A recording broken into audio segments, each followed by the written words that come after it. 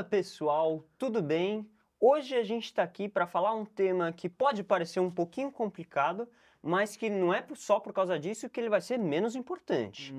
A gente está aqui para falar hoje sobre direito Imobiliário. imobiliário. É E isso aí. para ajudar a gente nessa conversa, a gente tem um especialista da área, É o claro. Dr. Alexander Spooner. Seja muito bem-vindo. Por favor, se apresente, como você tá? Obrigado, gente. Obrigado pelo convite. Valeu, Léo, Theo.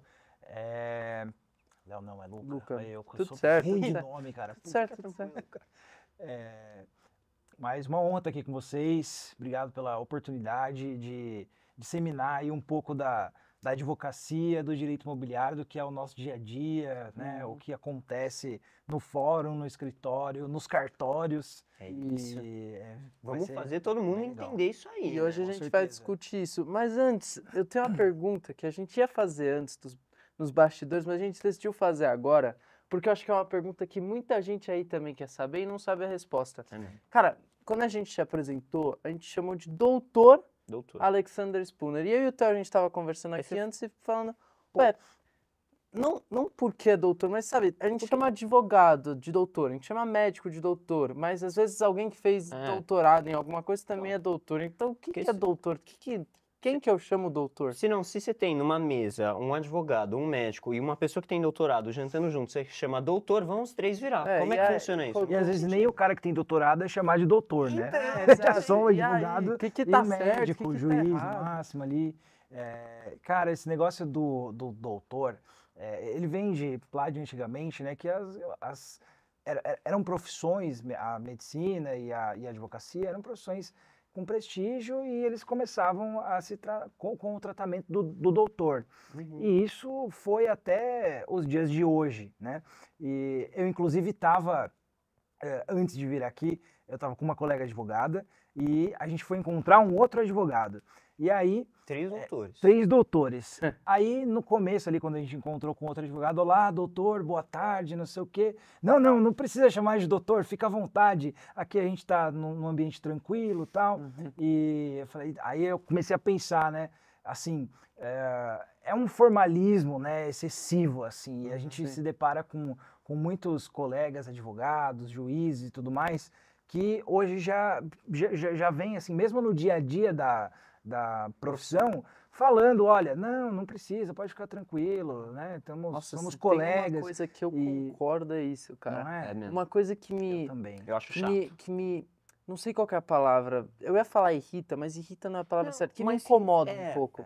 É quando as coisas que, tipo, era pra ser um negócio meio Simples. geral, tipo, leis, enfim, Constituição, essas coisas, acaba sendo uma coisa que é para um grupo muito específico de pessoas, quando é uma coisa que, na Isso verdade, distancia aplica para as todo mundo. pessoas do direito, porque aí a Exato. turma acha, ai, mas nossa, todo esse formalismo, não sei o quê. Exato. Então acaba distanciando bastante. E, Uhum. cara, eu hoje, assim, até para os meus clientes, assim, que às vezes insistem bastante em chamar de doutor, não sei o quê, eu falo, não, fica tranquilo, não tem, né, a gente está aqui, escritório tranquilo. Mas, assim, óbvio que numa situação de audiência, lá no fórum, na frente do juiz, aí é outra Aí você coisa. chama ele. Sim. Tem que chamar, né, o outro... Meritíssimo. Exato. Mentira, E- brincadeira, viu, juízes? Do meu coração. Amo vocês, Excelência, a gente chama Excelência, eles. excelência. ó, já Excelência. errei, Luca, Nossa, eu não ele podia já ser já advogado, teria né? perdido, né? O pronome de tratamento de juiz Mas, é cara, excelência. eu achei muito legal que hoje, na verdade, a gente vai falar mais especificamente sobre o direito imobiliário. E Sim. então, para começar um pouco, aquecer e tal, queria só que você começasse contando um pouco da sua trajetória e como você chegou no direito imobiliário em específico. A gente vai também te cortando, te perguntando e Viu, tal. Luca, antes disso, que tal, o que é o direito imobiliário? Tá. Né? O que é e como você chegou? Tá bom, tá Boa. bom. Vamos lá. Cara, o direito imobiliário é assim, ó. A gente tem 2 vertentes do direito imobiliário, tá? Uma é o direito imobiliário geral, né, que ele vai tratar ali mais da parte contratual, locações e tudo mais. E a gente tem agora a regularização imobiliária, que ela trata do que exatamente? Basicamente a papelada no cartório, tá? O registro imobiliário, como que um imóvel está regular ou não lá no cartório. Então a gente divide nessas 2 vertentes aí o direito imobiliário. E, pô, eu comecei com o direito imobiliário através do meu avô. Ele também é advogado, ele tem 84 anos e Pratica a profissão, hein? pratica, vai Nossa. todos os dias pro escritório. Caramba. É meu mentorzão. E assim, o escritório é no interior, né? Uhum. Ele tinha um escritório lá no interior, em Águas de Lindóia. E eu comecei lá desde que eu comecei a faculdade. E não saí, quis sair várias vezes, tal, fiz intercâmbio, não sei o quê, fiz um monte de coisa para... Mas aquilo lá me pegou. Quando eu fui chegando no finalzinho da faculdade, eu falei, não, eu acho que... E a especialidade dele é de uso capião, que a gente pode falar também depois o que é esse negócio aí. Boa. Que eu não sei o que é. Também. Não sei você, Luca. Então vocês vou contar para vocês. E aí, ele só fazia esse tipo de processo lá dentro do escritório. Eu falava, pô, não quero isso, mas no fim das contas, eu fui tendo oportunidades ali dentro, né, com clientes bem do imóvel rural, também porque por ser interior. E aí, quando eu me formei, eu falei, pô, a gente tem que expandir isso daqui, essa área, a gente precisa disseminar isso aqui no Brasil todo. E então, em 2018, aí a gente abriu aqui em São Paulo. Hoje eu tenho em Campinas, no Mato Grosso, tenho alguns escritórios por aí. E a gente está mais nessa vertente da regularização, ou seja, da parte de documento do imóvel. Né? O que um imóvel precisa para você poder vender ele da forma correta, ele precisa estar com o documento correto. E então é isso que a gente faz, e um pouco da trajetória também é essa. E é que documentação aqui no Brasil é sempre muito, muito complicado, porque, não sei, posso estar falando baboseira, que bom que a gente tem um especialista aqui para me corrigir qualquer coisa. Se errar é ao vivo, né? Ah. Tá tudo certo. Mas o que eu ia falar é que, né, as terras inicialmente, principalmente terreno, aqui vocês cuidam mais do imóvel em si, mas Isso. terreno foi dado inicialmente muitas vezes questão de terra devoluta, tal, e aí quem chegava ocupava, e aí tem alguns documentos que não são muito bem feitos. Também tem muita grilagem no Brasil, né? Sim. Então, sei lá, eu queria que você contasse um pouco desses problemas que tem aqui no Brasil em relação a esses documentos principais, tanto para compra, tanto para venda, né? Porque Do mercado imobiliário. exato, é o mercado Sim, no como geral. todo. Não, legal.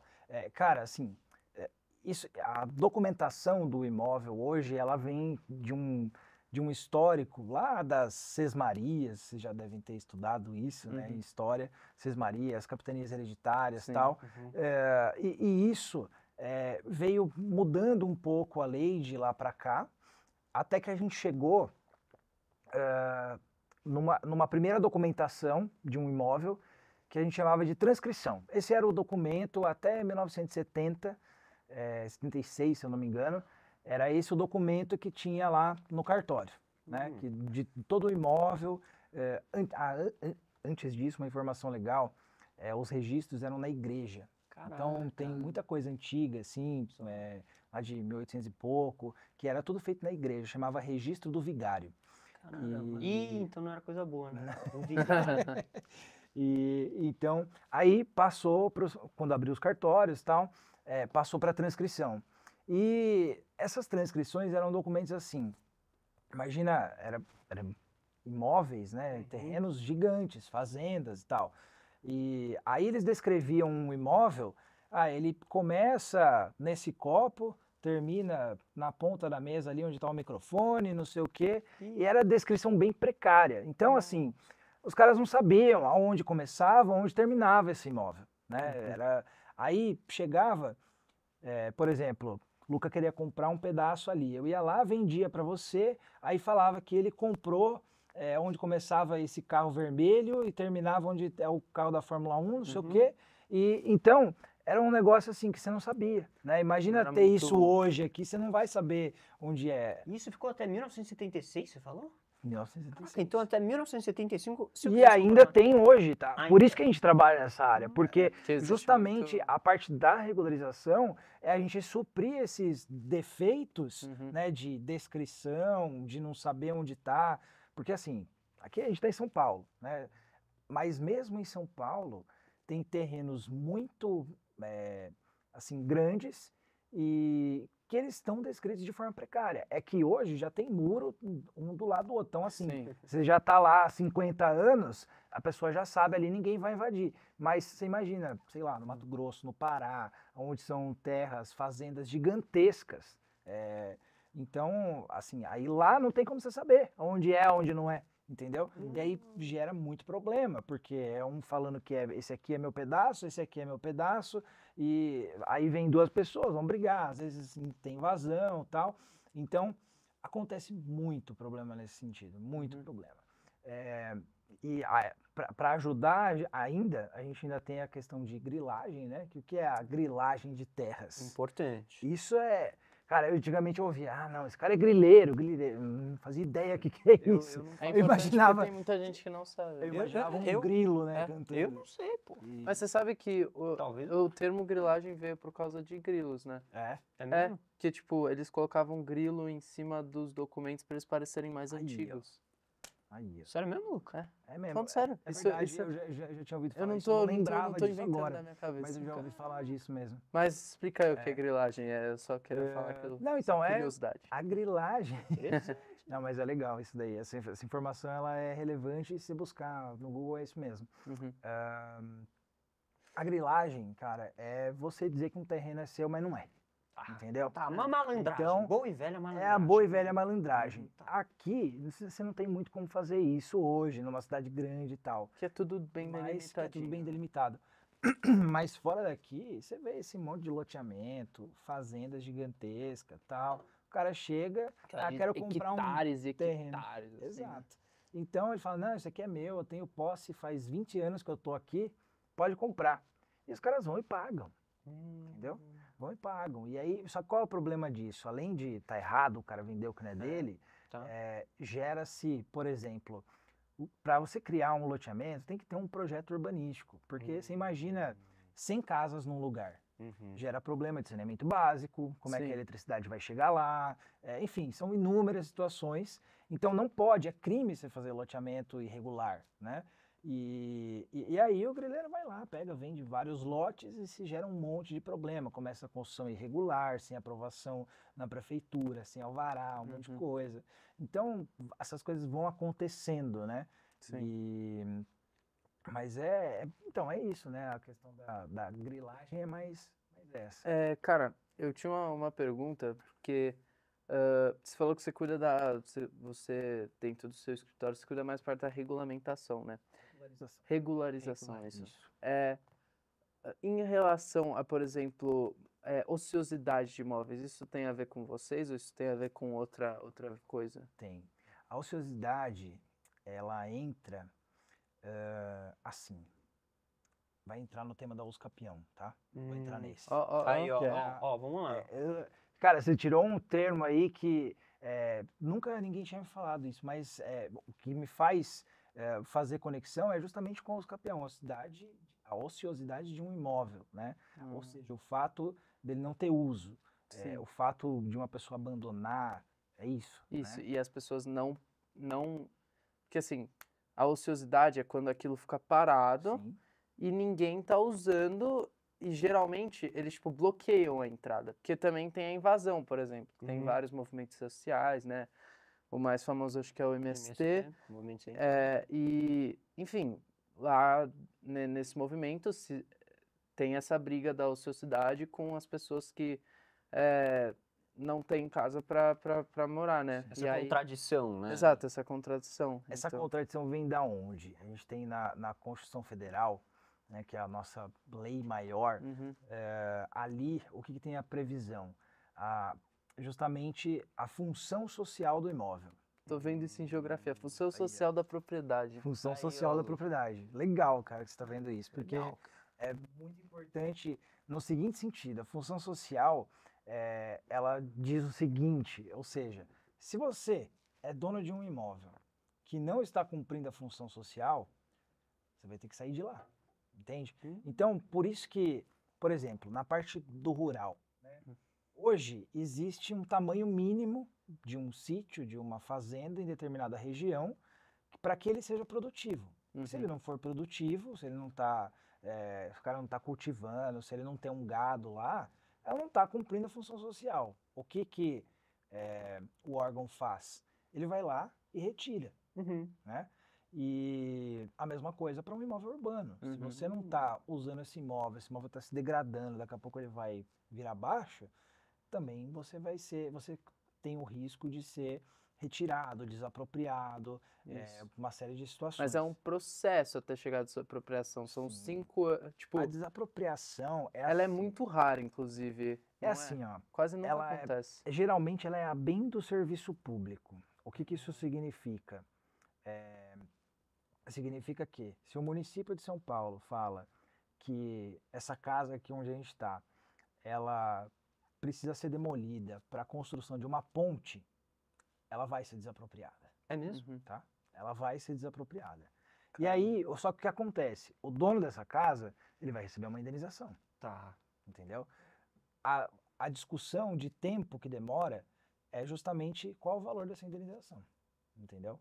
E muitas vezes também o proprietário discute que poderia passar por outro lado e não pegar a casa dele, por exemplo. Entendeu?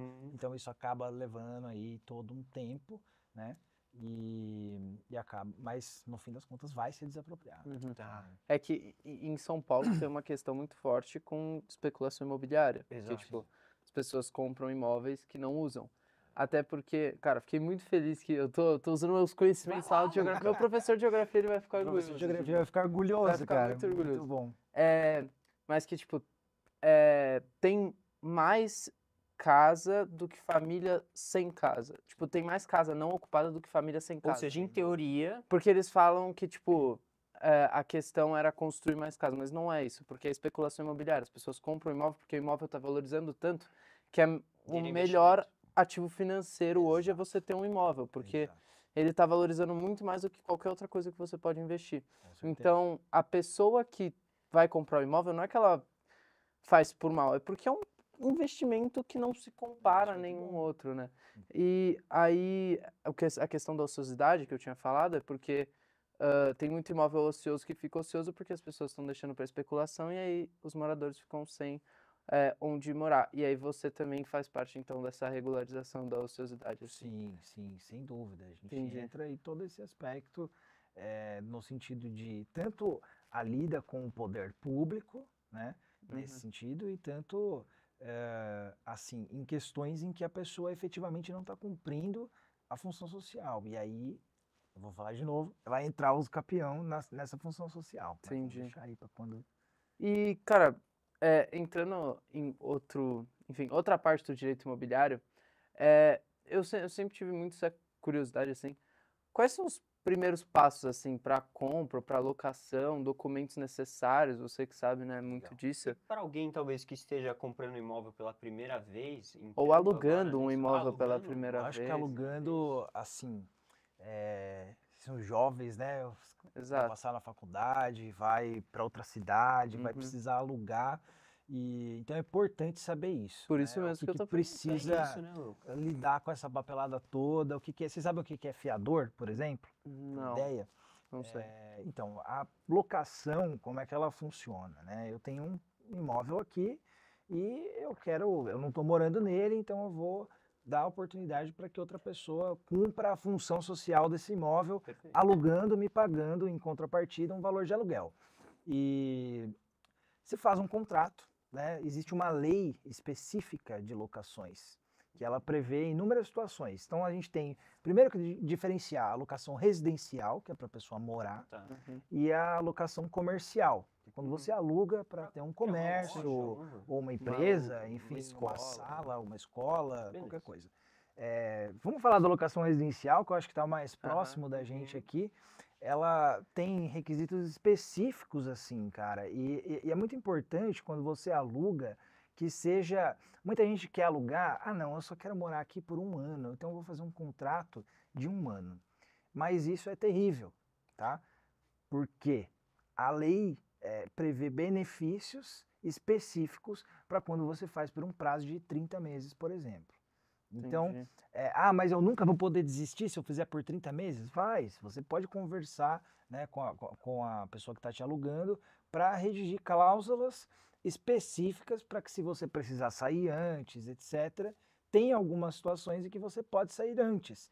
Mas qual que é o intuito, né, de que a lei prevê 30 meses? É que seja num período razoável, porque querendo ou não, você está ocupando o imóvel da pessoa. A pessoa está contando com aquele dinheiro, com aquela contrapartida, quando ela te aluga. Então, também não seria justo alugar por 10 meses, por 1 ano, entendeu? Então a lei previu isso. Dá para alugar por menos tempo? Óbvio que dá, mas alugando por 30 meses, por exemplo, você vai ter inúmeros benefícios, tanto você que vai morar lá, quanto a pessoa que é o dono do imóvel, entende? Então esse acho que é o requisito principal nas coisas que você tem que olhar num contrato de locação, por exemplo, é isso, sabe? Entender que você vai ter benefícios se fizer por pelo menos 30 meses. Então a parte principal da papelada, de fato, para alguém que quer alugar é mais um contrato, bem discutido e tal. E para isso, alguém como você, por exemplo, você cuida às vezes desses contratos de locações ou isso é uma outra parte também? Entendi. A gente vê assim, bastante locação, auxilia tanto o dono do imóvel quanto a pessoa que está alugando, né? Porque às vezes tem questões ali para resolver. Posso perguntar também, já ouvi falar desses programas, assim, aplicativos que tem para locação de imóveis, né? De união, que junta esses vários imóveis e você consegue entrar em contato com o proprietário mais facilmente, que seria o intermediário. Esse aplicativo, essa rede seria o intermediário. Sim. E normalmente nesses aplicativos é um tempo menor, né? Como é que você vê isso? Como é que esses aplicativos... A gente tem um personagem aí que é muito interessante, que é o corretor de imóveis. Tá? Boa. Esse é quase... E... Você fez a pergunta que eu não consegui fazer direito. Não, obrigado. O corretor de imóveis, quem é o corretor de imóveis? Ele é o cara que vai conectar pessoas, tanto para vender quanto para alugar, tá? Então, quando você quer procurar um imóvel para locação, você vai numa imobiliária, vai ter um corretor de imóveis ali, ele vai te apresentar, olha, tenho essas opções e tal. E hoje está muito em alta o aplicativo, né, cara? Então, assim, tudo se faz pela internet. Mas não é dispensado ainda o corretor de imóveis. Por quê? Ainda que você faça online, quando você vai alugar por um período longo, né, uma locação residencial, você vai lá, você vai visitar antes, você não vai se basear só em fotos, e você vai ver se aquela estrutura daquele apartamento, daquela casa te atende. Agora, existem as locações por temporada, tá? Que é aí que entra uma locação por período de, sei lá, uma semana, entendeu? Você quer ir passar uma temporada na praia, tal, essas coisas. Então, aí sim, só que também ela é tratada na lei de locações, a locação por temporada, e não pode ultrapassar um prazo máximo que a lei prevê de 90 dias, tá? Para ser considerada considerada temporada, tá? Então, assim, aí é muito tranquilo, você vai alugar por aquele período e vai ter um contrato específico para aquilo, né? Por isso que a gente fala locação comercial, residencial, por temporada, enfim, tem inúmeros tipos de locações, mas esses são os principais aí que a gente mais vê. Entendi. Bom, eu queria perguntar, já que a gente já falou da parte da locação, agora da parte da compra mesmo. É que eu falei da locação porque acho que a locação também ela é um pouco mais geral. Acho que isso vai acontecer também daqui a menos tempo, né? Do que uma compra. É o primeiro passo, né? Exato. É o primeiro passo do jovem para sair de casa, vai alugar um imóvel. Alugar um imóvel. Eu falei de uma figura aí que a gente acabou não falando. Desculpa te cortar. Não, vai lá. Do fiador. Isso, verdade. O fiador é muito importante porque, assim, em todo contrato de locação, tanto comercial quanto residencial, você tem que ter alguém que garanta aquilo lá, se você não pagar, né? E como... então tem o fiador, que é o cara que ele vai estar lá. Se você não paga, a pessoa, o dono do imóvel, pode cobrar ele. Então isso é ele essencial. É um profissional. Não. Ele é alguém de confiança. Alguém da sua confiança que está, por exemplo, você está alugando um apartamento. Você vai ter que, sei lá, colocar um amigo, seu pai, sua mãe, seu tio, enfim, quem quiser ser fiador. E esse fiador tem responsabilidade junto com você de pagar. Entendeu? Se você não paga esse aluguel, o fiador tem que pagar. Entendeu? Então, assim, é algo muito sério. E pensem muito. E o que eu quero deixar para vocês refletirem se alguém algum dia chamar vocês para serem fiadores, pensem muito. Consultem alguém com mais experiência se vocês devem ou não ser fiadores. tá? Que é complicado. Porque é então. muito complicado. Existem outras formas, por exemplo, uma caução, às vezes se pede, por exemplo, 3 valores de aluguel, então o aluguel custa R$ 1.000, você vai dar 3.000 de aluguel ao invés de deixar um fiador lá. Tem carta fiança, enfim, tem inúmeras outras formas de locação, de garantia da locação. Mas tem essa figura do fiador que eu acho interessante falar para vocês, para terem esse conhecimento de que ele existe. Ter consciência do que é é, né? arriscado, né? Se a pessoa não pagar, é você que paga, tal. Então é importante, né, entender isso. Bom, então só fazendo a pergunta de novo que eu ia fazer, a gente falou da locação, então eu queria saber um pouco quais são os primeiros passos para de fato fazer a compra de um imóvel, Ou caso então, alguém queira. o que você precisa ficar atento também. Isso, Igual, documentação, esse tipo de coisa, enfim, né?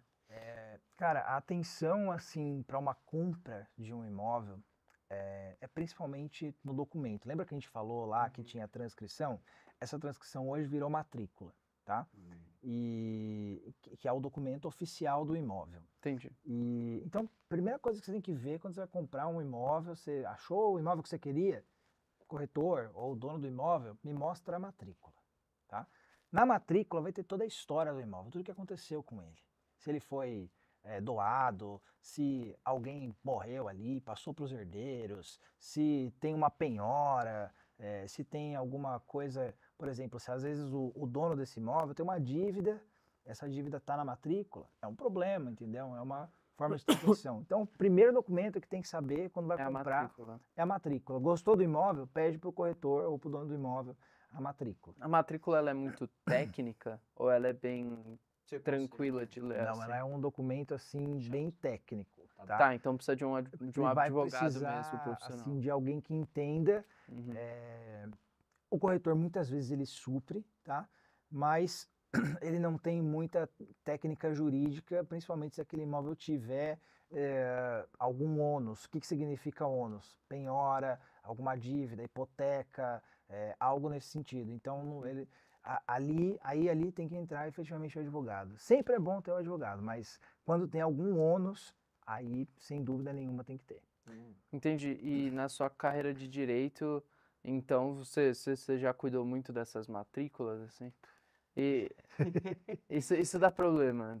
Dá problema. Você falou da matrícula, que é um documento importantíssimo também, mas a gente ouve muito falar também da escritura, né? O que é esse documento da escritura e qual que é a importância dele também, além da matrícula? Sim. A escritura é o seguinte, o pessoal confunde escritura com matrícula. Tá? Tá. Você deve ter São ouvido diferentes. falar, são totalmente diferentes. Eu já ouvi falar assim. Eu tenho esse imóvel aqui tem escritura. É como se fosse uma garantia. Como se fosse a matrícula. Então a pessoa fala, esse imóvel tem escritura como se fosse a matrícula. O que acontece? A escritura e matrícula são 2 documentos que é o seguinte, quando você faz uma transação de compra e venda, um inventário ou, sei lá, uma doação, você vai primeiro a um cartório, tá? Esse cartório é o tabelião de notas. Ali, ele faz uma escritura pública, tá? Transações acima de 30 salários mínimos, elas têm que ser feitas por escritura pública. Então, você não pode pegar e redigir um contrato particular lá, pegar um contratinho e fazer. Nem um advogado poderia fazer, se é acima de 30 salários mínimos, tá? Então, por isso que você tem que ir ao cartório de tabelião de notas, onde você vai fazer uma escritura. E essa escritura você vai levar a um outro cartório, que é o registro de imóveis. Tá? E aí é um ditado legal que chama assim, ó, quem não registra não é dono. Tá? Então, guardem isso, porque o que vocês vão registrar? É a escritura. Tá? A escritura vocês vão registrar na matrícula. Entendi. Lá no outro cartório. Então, vou dar para vocês, não, esse imóvel aqui tem escritura, tá tudo certo e tal. Tá, me apresenta a matrícula. Porque você já sabe que a escritura é o primeiro documento que a pessoa faz. Só que às vezes ela não leva para registrar na matrícula. Entendeu? Às vezes a pessoa fala assim, imóvel é meu, mas aí quando você vai ver na matrícula, ela não está no nome dela. Só que ela tem uma escritura, entendeu? Que ela às vezes não registrou. Tudo isso tem um custo, né? Às vezes a pessoa não tem o dinheiro na hora, tal, ela guarda para fazer depois. Pode isso? Pode, só que se você não registrar, você não é dono. E aí, com isso, pode dar problema de documentação depois, se você comprar sem... Isso dá muito problema, porque a pessoa compra um imóvel, passa a escritura hoje, tá? e daqui 10 anos ela quer registrar essa escritura. Ela nunca registrou, nunca deu nenhum problema. Só que daqui 10 anos a lei já mudou, já aconteceu um monte de coisa, sei lá. E esse imóvel, originalmente, a matrícula dele ele vai ficar no nome de alguém. Vai ficar no nome de quem vendeu para essa pessoa que tem a escritura. Entendeu? Se essa pessoa tiver algum problema, se essa pessoa morre, se essa pessoa, sei lá, tem uma dívida, aí vai vir um impedimento legal que não deixa registrar a escritura, entendeu? Então, quando a gente trabalha na regularização, é justamente esse tipo de problema, por exemplo, que é uma escritura que não deu registro, por exemplo. Entendi. Tá? E aí precisa, então, também tomar cuidado com isso quando você Com estiver certeza. dando uma olhada num Por isso que possível imóvel. a matrícula é o primeiro documento que você pede, tá? Porque se é o João que tá te vendendo, se a matrícula não tá no nome do João, mas ele fala, eu tenho escritura, provavelmente é porque a escritura não está registrada. Entendi. Entendeu? Aí vai ter que fazer o registro, é um custo, tem que ver se vai dar o registro, porque às vezes a escritura é muito antiga e aí não tem as informações que hoje o cartório exige. Entende? Bom, é importante, igual você falou, tá no nome certinho, né? Isso. No nome, isso precisa checar Tá mesmo. o nome de todos. Então, às vezes, por exemplo, às vezes tem 10 proprietários. Entendeu? Às vezes mas só tá no nome de um. Nossa Entendeu? Senhora. Então, Cara, como né, eu falei da minha matéria de geografia, eu vou voltar pra lá, né? É que como a gente tava falando de documento, eu também falei sobre déficit habitacional e inadequação de moradia. E dentro da inadequação de moradia, em São Paulo, no Brasil, no caso, tem uma grande parcela que é inadequação de documentos, que é tipo 8%, acho que das famílias brasileiras que têm imóveis, tem inadequação de documentos para suas moradias, para seus imóveis. Então é uma parcela muito, muito, muito grande. sim, sem dúvida. E, enfim, só queria fazer esse comentário aí a respeito. Não, super interessante. E eu já vi também, em noticiário e tudo mais, multirões, né, da adequação da documentação. E essa é uma coisa super importante, né? Porque pode ter problemas relacionados a isso. Existem programas para adequar essa Saem muitas notícias aí. regulamentação? Hoje a gente fala que pelo menos assim, uns 30% dos imóveis no Brasil não tem documento, tá? Ou por uma questão registral, ou por uma questão técnica da construção, né? Então, às vezes, está lá no registro tudo certinho, matrícula em nome da pessoa, mas a construção está irregular. Tá? Aí quem que entra? Engenheiro, arquiteto, técnico em edificações e tal, é eles que fazem essa parte, tá? Mas é uma questão assim, todo município, ele tem um plano ali que você tem que construir. Plano diretor, né? Plano diretor, exato. Sim. Mandou bem aí, Tá Lucas. sabendo, professor de geografia, como é que é o nome dele? O nome dele? Daniel. Daniel, o professor orgulhoso, Daniel tá de parabéns. Aí, Deve estar. Aluno nota 10. E, então, assim, esse plano diretor ele vai te dar diretrizes para como você pode construir em determinado bairro, em determinada localização daquela cidade, tá? Zoneamento. O zoneamento, etc. E às vezes a pessoa não constrói daquela forma, entendeu? Aí tem que esperar uma anistia, enfim, tem que aí eles também às vezes têm que pagar uma taxa, que é outorga onerosa, que é quando você não constrói direito acima do coeficiente, que tipo, você tem a área do seu terreno. Mas você tem um máximo de área construída que você pode. E geralmente o coeficiente básico, que é tipo, sem você ter que pagar extra quanto você pode construir, é 1. Ou seja, se você tem 100 metros quadrados de terreno, você pode construir 100 metros quadrados. Perfeito. Agora, se você quiser pagar mais, você pode pagar mais, que é a outorga onerosa, para você construir mais do que esse limite de 1. Ou seja, se você quiser construir 200 metros quadrados, só que você tem um terreno de 100 metros quadrados, você vai ter que pagar mais. Você vai ter que pagar essa outorga onerosa. Confere isso, porque é o Luca que tá falando. Cara, eu não sei onde você viu isso, mas tá. A gente discutiu um pouco sobre o plano diretor, porque... Ele tá sofrendo mudanças, não tem isso de São Paulo? Também. Sim, acho que tá. É por causa dessa questão que eu tinha falado da especulação imobiliária, porque é uma questão que é de fato muito complicada, principalmente aqui em São Paulo, porque tem muita gente, e aí, querendo ou não, tem muita gente sem casa e muita casa sem gente. Então, é uma questão aí que é um pouco preocupante porque como tem muito imóvel ocioso e não está sendo desapropriado, tem sempre muitas mudanças para tentar ou acelerar esse processo ou deixar ele mais severo para o proprietário, mas enfim, né? São interesses e É um pouco interesses, né? complicado. Exato, são interesses e interesses. Exato. Tem interesses tanto de um lado quanto do outro. Eu lembro de ver um caso recente até, acho que ano passado, assim, de um prédio que ele já tinha finalizado a construção realmente, só que ele não estava dentro do regulamento do plano diretor do zoneamento do bairro. Lembro agora se era Pinheiros ou Perdizes. E assim, estava para inaugurar e a prefeitura, a subprefeitura e a prefeitura foram responsáveis por não deixar a inauguração do prédio, porque ele não estava respeitando exatamente as normas aí, não lembro, recuo lateral, recuo frontal, essas coisas de área construída, não sei o que lá.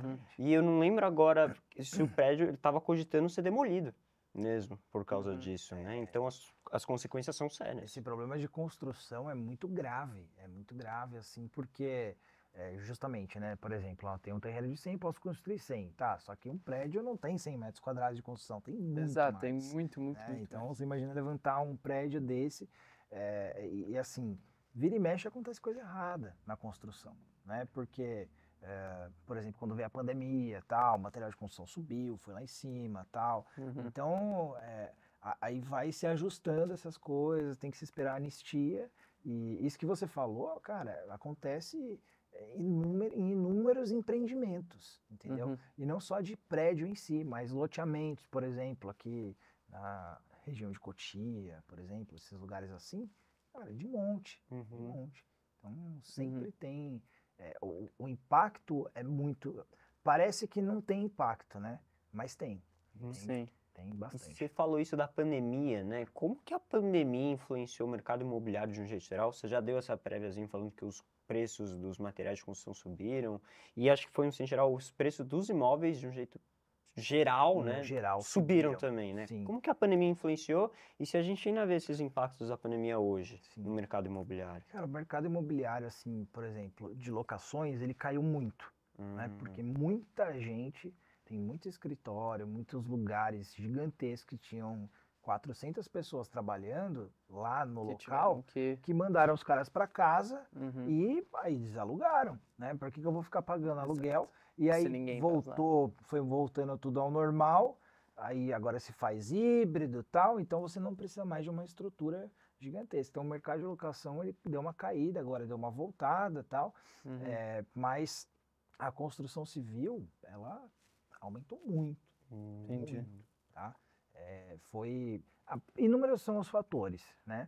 Mas o pessoal está ficando mais em casa e está dando mais valor por ficar em casa. Home Então, office, reformas, sair de uma casa menor, de um apartamento menor para outro maior. Então, por isso que deu esse boom, entendeu? Aumentou bastante. Deu uma caída e agora está voltando de novo aí. Tudo influencia, né? Economia, etc. Mas o porquê aumentou muito o mercado imobiliário na pandemia foi isso. As pessoas estavam em casa, começaram a ver que aquela casa não era suficiente e aí começaram ou a reformar ou a comprar outros lugares, alugar outros lugares e tal. Tem um aspecto da economia muito forte dentro disso, porque tem a inflação, né, que geralmente o salário mínimo tenta, né, acompanhar Essa correção. essa correção. Só que uma coisa que nos últimos anos ficou claro é que o que não está conseguindo corrigir é o preço do imóvel. Porque o preço do imóvel, eu vi uma vez essa estatística, mas eu não sei, eu não vou falar certo, mas ele se heptuplicou, não sei como falar, mas tipo, tá 7 vezes mais clara, tá 7 vezes mais caro do que há 100 anos, enquanto o salário mínimo não aumentou 7 vezes nesse tempo, né? Então, tem um aspecto muito forte da economia dentro disso também. E isso entra em custo de vida, né? O imóvel faz parte do custo de vida, você precisa levar isso em consideração, né? Então, quando o salário não aumenta e o preço do seu imóvel aumenta, o preço do seu aluguel aumenta, como é que você vai arcar com isso, né? E aí que entra também, dá pra até entrar numa parte bem mais social, que é tipo, não é nem mais falando dos imóveis em si, mas tipo, quando o custo de vida aumenta, o custo do imóvel aumenta, e o salário mínimo, né, continua parecido, gentrifica muito. E aí, tipo, sabe o que é gentrificação? Vamos lá, Lucas, explica aí, cara. Gentrificação é Por favor, tipo... olha lá, vai, explica aí. é que Vamos lá. eu não quero falar, né, falar Vai, muito Lucas, errado, mas explica tipo, aí. gentrificação Qualquer coisa ele corrige. é quando, por uma questão geralmente de econômica mesmo, os preços do custo de vida sobem muito, principalmente por conta do imóvel, e as pessoas que moravam lá, que não tinham tanta condição, vão para as periferias e são gentrificadas, periferizadas. Eu falei um pouco errado, mas é tipo isso. Não, mas é isso mesmo. A ideia é essa, né? É que acontece uma debandada aí para lugares né, que são menos favorecidos e que é onde as pessoas podem entrar. Por isso que hoje a gente tem as favelas, né? Enfim, isso aconteceu lá atrás e vai acontecer. E as pessoas vão cada vez sendo mais afastadas, e querendo ou não, isso impacta muito na qualidade de vida das pessoas Com também, certeza. porque se fala muito, quando se fala de mobilidade urbana, né, de como os meios de transporte, por exemplo, o carro não é muito eficiente, ou a moto, porque, né, você... É uma pessoa andando no exato. espaço. Só que tem muita gente que esquece de falar da distância. Pô, é muito diferente você... Morar do lado do seu trabalho. Exato, você morar 15 minutos do seu trabalho de carro ou 20 minutos andando do que alguém que tem que pegar um trem, um metrô e depois pegar um ônibus e ainda andar o restinho, que, né, por mais que ele pode ter um meio de transporte mais eficiente, ele vai demorar muito mais para chegar nesse lugar, né? Isso impacta também, assim, ó, até no mercado, né? Porque, por exemplo, as pessoas hoje preferem alugar um apartamento, né? Os donos de imóveis preferem alugar por temporada do que alugar por mês, né? Uma locação residencial. Até aqui em São Paulo mesmo, entende? E, assim, por quê? Você tem uma pessoa por menos tempo dentro do seu imóvel, você ganha mais. Entendeu? Porque também as pessoas, como o valor do aluguel está lá em cima, muita gente não está dando conta de pagar, vai ter que procurar, que é essa, né, ida aí mais para outros lugares mais acessíveis. E então o pessoal que não está dando, que tem imóvel num local onde o aluguel está um valor mais alto, não está mais alugando mensalmente, por exemplo. Acaba alugando por dia, enfim. E que para a pessoa que fica lá é mais vantajoso também, porque o cara vem, fica 2, 3 dias, tem muita gente de fora, isso em todos os lugares, não só aqui em São Paulo, mas inclusive no interior tem bastante disso. Entendi. Então muda também um pouco do mercado, né? As necessidades e tudo mais. Se é bom ou é ruim é outra coisa, mas sim. é uma mudança que a gente sente bastante. Voltando mais para a parte de direitos mesmo, porque a gente entrou num aspecto mais social, né? Ainda continuando um pouco nele, mas adicionando essa coisa do direito, porque você falou um pouco das favelas, né? Sim. Tem as favelas, tem os cortiços também, né? Que são geralmente mais perto ali do centro. Isso geralmente tem uma questão muito forte com documento, né? Tipo, cortiço e favela são lugares que... Não tem a regulamentação. exato, que geralmente vocês participam da regularização desses lugares também, ou geralmente não? Existe, assim, um tipo de regularização que a gente chama de REURB, tá? Essa REURB, não sei se vocês já ouviram falar disso, mas ela é em conjunto, né, de um profissional técnico com o município e tudo mais, poder legislativo também, porque tem que aprovar a lei para fazer isso. Mas ela regulariza centros urbanos, né? Então, por exemplo, um local onde é uma favela, um local onde está mais ali no centro, que tem vários imóveis ali mais simples e que são donas, as pessoas que já estão lá há muito tempo, compraram e não tem documentação adequada, podem se beneficiar dessa REURB, tá?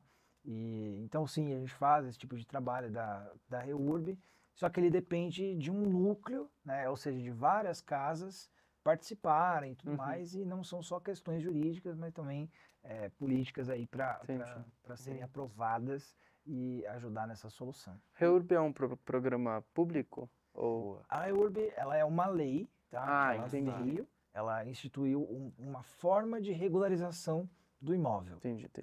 É para que você para que você tenha o título, que você tenha a matrícula, e, né, que é aquele documento que é tão que você tem importante que ter. como a gente já discutiu. Exato. O que você ia E perguntar? não, numa outra área agora do direito imobiliário também, uma coisa que é muito comum, né? Herança, de um jeito geral. E é uma coisa que normalmente dá bastante polêmica, né? Por assim dizer. Uhum. E uma coisa que você trabalha com isso, o direito imobiliário cobre isso? Como é que funciona o processo da herança, de um jeito geral? De um imóvel. Isso, da herança de um imóvel. É. Muito obrigado. Não, só pra... Geralmente as questões de herança acabam envolvendo imóvel, né? São difíceis ali, Uhum. né? Enfim, sempre tem um apartamento, uma chácara, uma casinha e tal. Então a gente está dentro, né? Porque trabalha dentro da questão, a questão imobiliária envolve também a, a herança. E aí o que acontece?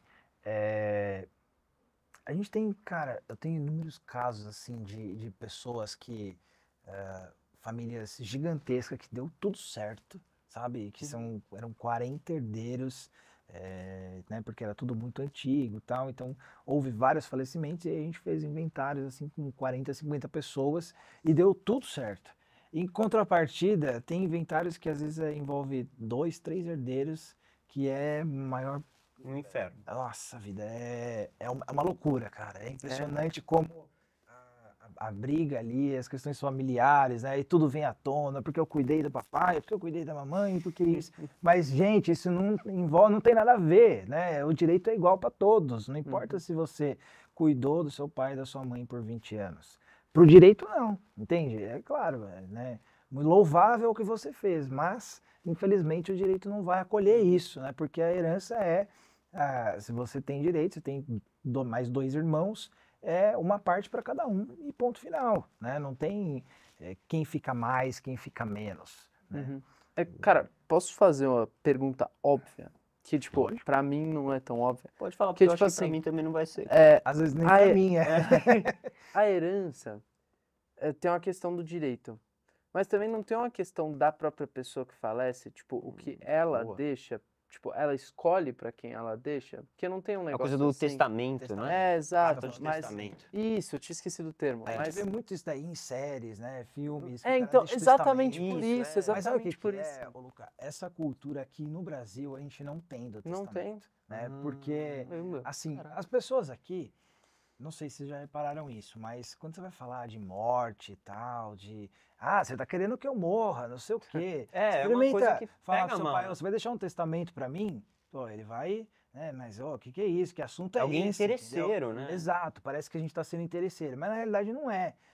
Fora daqui, principalmente nos Estados Unidos, isso é muito comum e a pessoa tem que deixar testamento, entende? Aqui são raríssimos os casos que a pessoa deixa um testamento.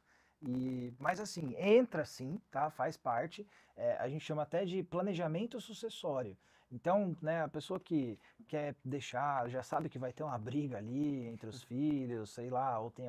Às vezes a pessoa tem um filho fora do casamento, né, não quer deixar que aconteça algum problema, situações assim. Ou, enfim, tem uma empresa, né, quer deixar para alguém que sabe que vai cuidar, que vai dar conta, e ou quer deixar uma parte maior para um determinado filho, ou para um outro herdeiro, ou para alguém de fora, até você pode deixar até para um amigo, entendeu? Uma parte do que você tem, Sim. né, do que você vai deixar dos seus bens. E então o testamento ele entra nisso, entendeu? Aí você vai fazer esse planejamento, deixando ali, pode ser feito, né, de algumas formas. E tem até um testamento que é interessante que ele é costurado, assim, sabe? É um negócio bem, Caramba. assim, meio antigão. Costurado, você diz Costurado literalmente? com linha, assim. Literalmente, sabe? Assim, o testamento é literalmente, escrito, linha, agulha. mas ele é guardado no envelope que ele é costurado. Ah, caraca, entendeu? que coisa mais medieval. Bem das antigas. Eu achei importante falar, porque eu acho que, sei lá, é um negócio que eu acho muito curioso, mas eu nunca vi acontecer muito. Não, as pessoas precisam falar mais disso, sabe? Porque muitos problemas poderiam não acontecer se a pessoa que falece deixasse um testamento. Entendi. Entendeu? Porque é justamente isso. Mas eu cuidei mais de mamãe do que você. E isso, a lei, infelizmente, embora seja uma atitude muito louvável, né? A pessoa cuidar dos pais, honrar seus pais, mas, infelizmente, a lei não vai te dar um benefício maior porque você cuidou mais do seu pai e da sua mãe do que seu irmão. Sim, entendeu? E aí isso entra na parte do testamento. Sim. Entendi. Você ia perguntar? Não, eu ia falar agora que a gente tem uma tradição aqui no nosso podcast Verdade. de um quadro que a gente chama de Sessão Pipoca. Fechou.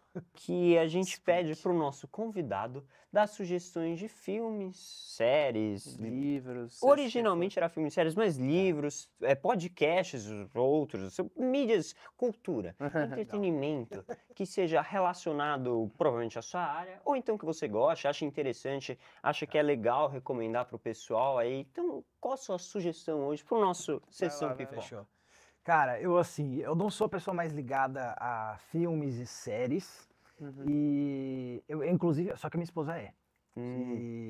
E aí, assim, desde que eu tô, né, a gente tá casado, morando junto e tal, e aí eu acabo assistindo, né, junto com ela, não sei o quê, e muitas vezes acabo assistindo. E aí, assim, o que eu comecei a gostar muito são séries, né? Comecei, principalmente depois que começou a vir os streams aí, não sei o quê. E tem uma que eu gosto muito e que eu acho que não retrata a realidade da advocacia, mas ela te dá uma inspiração. Acho que eu já sei. Mas ela te dá uma inspiração. Qual que vocês acham? Ele mesmo. Suits. Cara, é uma série assim que me pegou do começo ao fim. Acho que foi a única que eu assisti lá, são 9 temporadas, sei lá eu.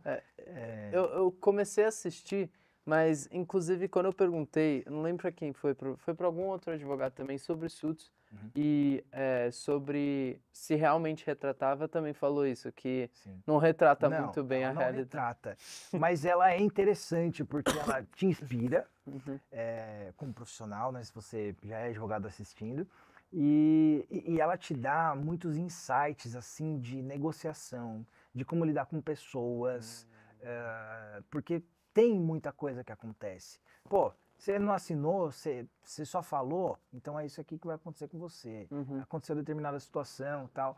Como lidar com as pessoas, né? Como conseguir convencer alguém tal. Eu acho que isso é muito bem retratado na série, mas em relação à realidade da advocacia, realmente ela não é, mas ela é inspiradora, assim, você fala, pô, isso é legal trabalhar num prédio desse e tal, lá em Nova York. E aí você vê os caras que são, tipo, geniais, assim. Exato, Os caras, na hora ali, lembra de um negócio genial. Exato, e faz... mas ela inspira exatamente por isso, porque antes de eu assistir, por exemplo, eu não tinha essa coisa do tipo, vou ter um insight genial na hora para um cliente, sabe? Mas agora isso fica na cabeça. Porque às vezes, sabe assim, tipo, não vai rolar igual rolou lá, mas pode acontecer, entendeu? Vai que você tem, não, vou dar essa pegada. Então ela te dá um empurrão assim para você fazer alguma coisa. Nunca aconteceu para você ainda esse empurrão? Não. Nunca você teve ali na hora uou. Quem sabe, pô. Vai saber. Assim, tinha coisas que... Um dia vai acontecer. Teve um caso que eu, assim, eu não acreditei muito nele, mas eu falei pro meu cliente, eu falei, olha, nós vamos testar. Vai aqui, né? É um teste. E ele deu certo até um determinado ponto. Porque eu consegui uma medida judicial para ele ficar no imóvel. Ele tinha sido desapropriado. Vamos dizer, despejado. O cara entrou com uma reintegração de posse, ou seja, para tirar ele de lá. Né? Entendi. E aí ele já estava na fase que ele ia ter que sair.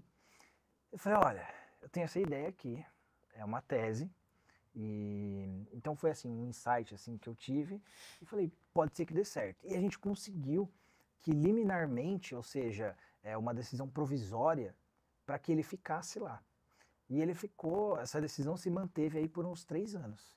Caramba. Só que depois, no final do processo, o juiz falou, não, depois que a outra parte fez a defesa e tal, aí rolou, né, toda a situação e aí não deu, entendeu? Mas foi, como era algo rápido, que ele chegou assim para mim do nada, eu preciso isso, não sei o que, tá aqui meu processo, tal, não sei o que. Aí eu tive que ler de um dia para o outro, já reuni com ele, fiz uma consulta e eu falei, olha, o insight é esse, entendeu? Tem essa cartada e podemos tentar a título de liminar e ver o que consegue. E então, assim, isso foi uma das coisas mais próximas que pode ter acontecido. Foi seu do momento que mais acontece mais suits. na sua carreira. Agora, o resto, eu acho que assim, não tem como, cara. É um negócio que não acontece aquelas coisas, sabe? Aquele documento guardado aqui dentro e tal, não sei o que. Não dá isso. Não acontece, né? Não. E Você agora, doutor, se você quiser mandar uma mensagem para quem está nos assistindo, quem está comprando imóvel pela primeira vez, quem está alugando imóvel pela primeira vez, ou então que está pensando em alugar, está pensando em comprar, uma sugestão, uma dica, alguma coisa aí, uma mensagem, talvez, para quem está vendo. Cara, Theo, a mensagem que eu quero deixar, assim, para o jovem que está pensando em alugar, em comprar um imóvel, sempre tenham em mente que um corretor não supre todas as necessidades na compra e venda e na locação de um imóvel. Então, surgiu alguma dúvida, alguma questão mais técnica, vai atrás, se aprofunda, não se iluda porque o imóvel é perfeito, porque isso, porque aquilo, porque às vezes é um dinheiro, principalmente para quem está comprando, da vida, né? Que você está investindo ali, meu amigo, se você perdeu, acabou, entendeu? Não vai, é difícil recuperar, porque você já pagou para o cara, então não tem, ele já deve ter gastado e aí você não vai conseguir recuperar esse dinheiro de volta. Então, seja diligente, né? Tanto na compra quanto na locação de um imóvel. Pense, não vá pela emoção, né, porque a documentação ela é muito importante. E você, Theo, tem alguma coisa que você quer falar para dar uma fechada no episódio? Começa você, Luca. Posso que agora... começar? Vai lá, Tá. fala aí. Eu só queria falar uma coisa, não é nada demais, bem rápido. É sobre o que eu tava falando mais, essa parte de social mesmo, que eu acredito que tem uma questão muito forte sobre a especulação imobiliária em São Paulo que tem que ser cuidada, porque a gente tem várias e várias pessoas sem casa e mais pessoas ainda, e mais casas ainda sem gente. Então, não é nenhuma mensagem para as pessoas no geral. Eu acho que não é tanto culpa das pessoas, né, que isso acontece, mas eu acredito que é algo que nós, como geração, a gente tem que cuidar. Então. E você quer falar alguma coisa? Qualquer coisa. Cara, não sei porque direito imobiliário não é muito minha área. Eu trabalho mais no direito internacional, sabe? Então, Certo. Tá aí tudo você me bem, pegou. acontece. tudo bem. Cara, aí... Você tem alguma rede social que você quer deixar? Tem meu Instagram, que lá eu mostro o dia a dia do escritório, é Alex com KS, _ Spooner. É SZPUNAR, pra você colocar aí embaixo. Eu entendo, porque eu também tenho sobrenome difícil, então... Qual que é seu sobrenome? Zwemer, ZW no início, a galera olha e já fica com medo. Duas Mas é consoantes isso, é né? foda. Cara, eu gostei muito do episódio. Eu achei gostei bastante. super Legal, divertido, também gostei. achei muito informativo. A gente agradece muito, doutor Alex. Eu queria também falar que qualquer dia que ele quiser voltar, você está mais do que bem-vindo. A Com gente certeza. com certeza marca, acho que tem muito mais coisa pra gente falar sobre, né? E, cara, é isso, a gente te agradece muito. Tem um episódio novo todo sábado. Contramão _ o programa.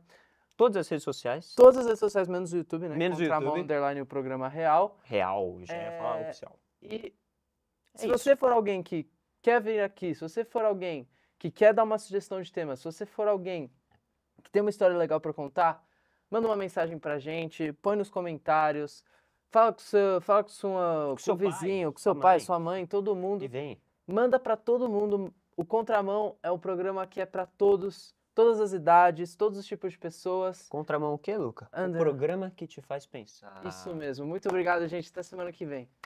Muito bom. Nossa, eu gostei muito, valeu, de Alex. verdade. Muito bom. Valeu, Alex. E nem viu o tempo passar. Exato, Foi legal também conversar com não você. vi o tempo passar. Adorei.